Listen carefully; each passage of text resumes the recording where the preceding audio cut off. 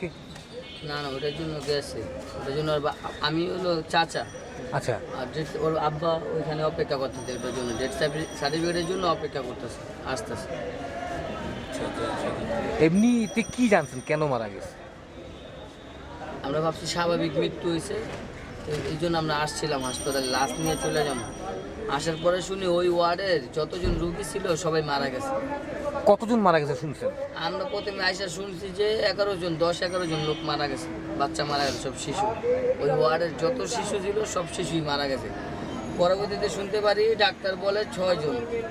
আমরা যখন হাসপাতালে প্রবেশ করি তখন এতটুকু একটা কার্টুনের মধ্যে একটা বাচ্চা নিয়ে একজন মানে পেশেন্ট চলে যেতেছে। আমরা জিজ্ঞেস করলাম এটার মধ্যে কী, বললো যে 8 মাসের একটা বাচ্চা।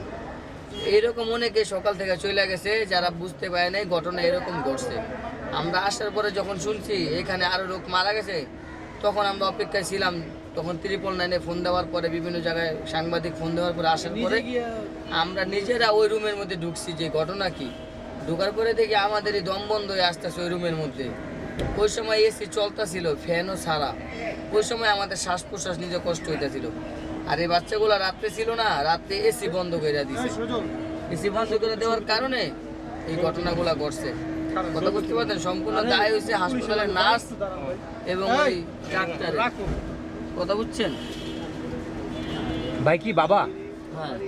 আপনি কি ডেথ সার্টিফিকেট পেয়েছেন? না ভাই, এখনো পাই নাই। পুরোটা খুলো, একবারে খুলো।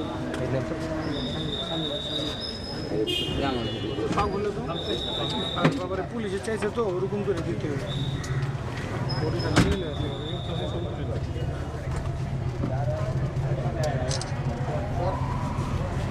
দেখা দাও।